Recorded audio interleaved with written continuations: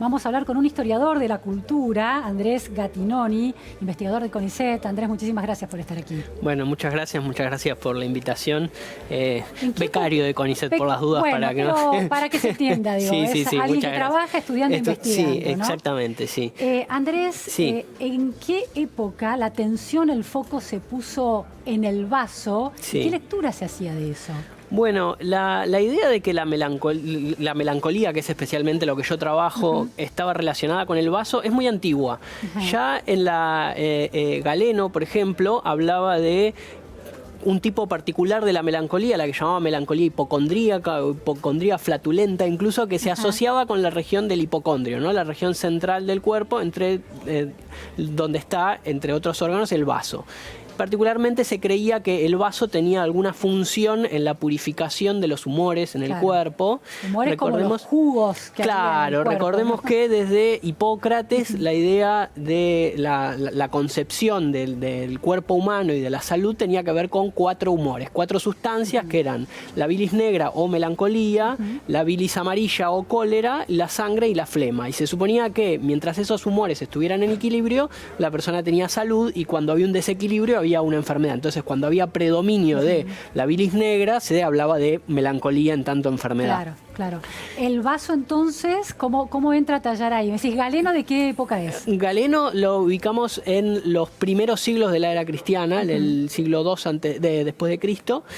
Y Hipócrates mucho antes, en el siglo, en la Grecia clásica. Ahora, cuando vos hablas de melancolía, se lo asocia puntualmente con un país, Inglaterra, y el spleen, ¿no? Claro, yo trabajo específicamente en Inglaterra, ahí? claro. ¿Cómo se consolida esta lectura del vaso y un cierto modo de ser inglés?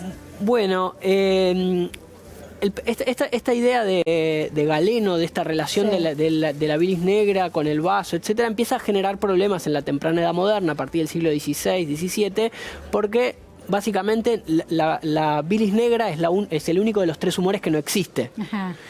Y no existe en términos reales, ¿no? No existe en términos reales, digamos. Sangre existe, la sangre, la flema, la bilis existen. La bilis negra no existe. Ajá.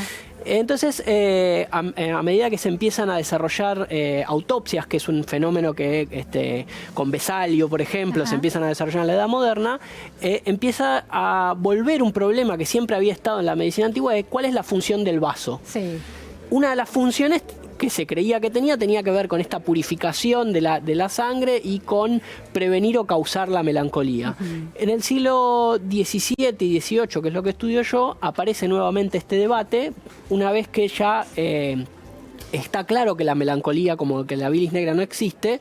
Entonces queda la duda de, bueno, entonces, ¿para qué sirve el vaso? Y hay distintos autores que plantean ideas distintas. Algunos que tienen algún tipo de relación con la melancolía, y entonces le dan una nueva explicación para tratar de justificar el rol del vaso en esa enfermedad. Y hay otros que dicen, no, en realidad no tiene nada que ver, la melancolía es un trastorno nervioso.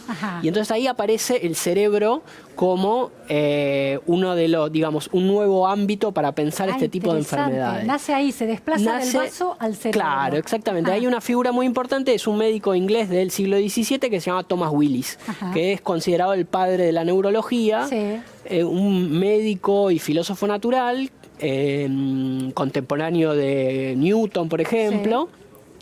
Y él sostiene justamente esto, y sostiene, por ejemplo, una cosa que es va a ser muy revulsiva, que es la idea de que el alma está localizada en el cerebro.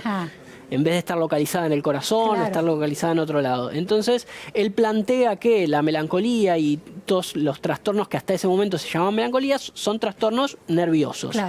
Que tienen lugar en el cerebro y en los nervios, digamos, en el sistema nervioso, claro. Exactamente.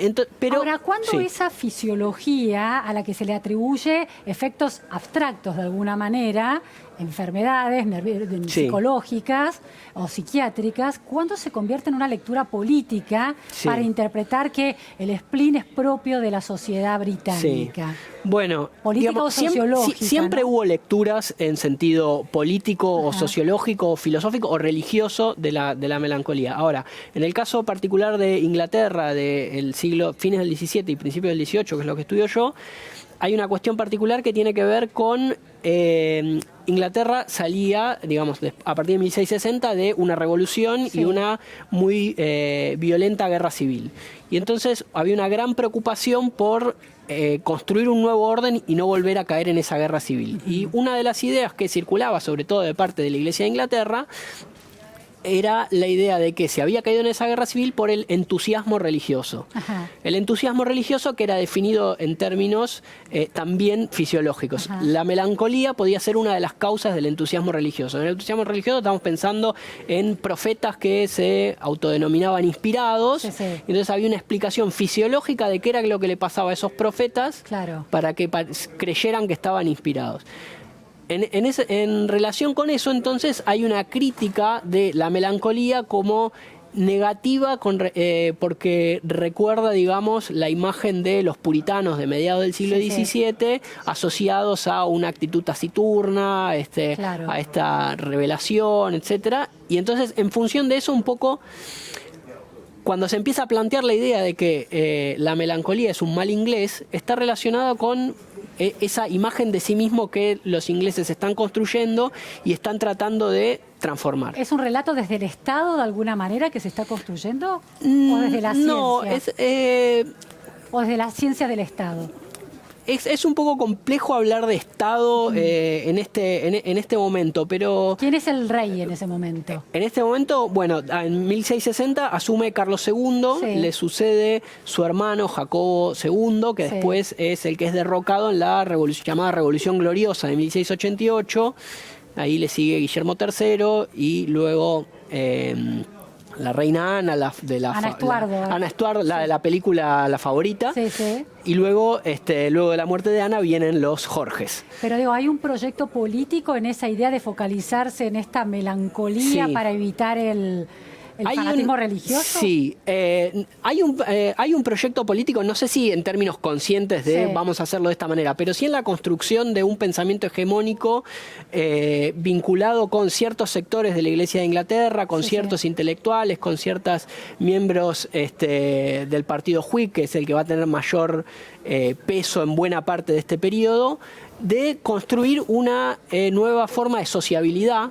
Ahí se habla para este periodo de una cultura de la civilidad, una culture of politeness, en este sentido, ¿no? De civilidad como de reforma de los modales, de las costumbres, etc. En esa reforma de las costumbres que aparece como un proyecto de transformación de la sociedad, aparece ahí la melancolía en un lugar un poco ambiguo, porque por un lado hay una crítica a estos fanáticos religiosos, etcétera, pero también hay otra cuestión que es muy importante en la historia de la melancolía, que es su asociación con el genio. Ajá. Que tiene una historia muy extensa, por ahí no vale la pena reconstruirla, pero en este momento el spleen, esta otra forma de llamar a una variedad de la melancolía, aparece también como un signo de distinción. Entonces hay otros ingleses que ven en ese mal inglés un signo de lo que distingue a Inglaterra del resto de los países europeos en ese momento, en un momento en que Inglaterra además está empezando a consolidarse como la gran potencia europea del siglo XVIII. Es decir, que contribuye a consolidar una identidad. Exactamente. Estamos ahí en un periodo en un proceso de construcción de identidad. Cuando decimos melancolía, digo, la palabra melancolía es como la añoranza de un pasado que no fue o de un pasado que sucedió y no volverá. ¿Tiene algo que ver con eso o se define de otra manera totalmente distinta? En este periodo eso no aparece tanto, aunque un poco está, digamos, hay 4 sentidos de la melancolía en términos generales, ¿no? Primero el de bilis negra que hablamos hace un rato. Otro sentido es el de temperamento, el temperamento melancólico, una persona que ensimismada. Claro, pero que naturalmente es de esa manera. Otro sentido es el sentido como enfermedad propiamente dicha, ¿no? Tristeza, una depresión, diría. Claro, lo que hoy diríamos depresión, aunque en ese momento la idea de melancolía incluía otras. Estamos hablando de esa conexión tan particular entre un órgano de nuestro cuerpo y una lectura política, también en términos de personalidades y problemas de personalidades, hoy se concentra todo en el cerebro, también en el intestino y su conexión con el cerebro, pero en una época fue el vaso. Estamos con Andrés Gattinoni, historiador de la cultura, sobre este tema. Inglaterra, decías, en el siglo XVII y XVIII, consolidando una cierta identidad a partir de la melancolía. Sí, es uno de los elementos, ¿no? Sobre todo hay que pensar que en 1707 se unifica Inglaterra con Escocia y se constituye el Reino Unido, y a partir de entonces empieza a construir una identidad británica, que es un proceso que se desarrolla a lo largo de todo el siglo XVIII. Y a mí lo que me interesa es el rol que juega esta idea del mal inglés, de la melancolía como mal inglés. Y se vendría irrumpiendo en la repregunta. Estamos con Andrés Gattinoni y seguiremos esta charla interesantísima sobre el siglo XVII y XVIII y la política del vaso. Gracias, Muchísimas Andrés. Gracias.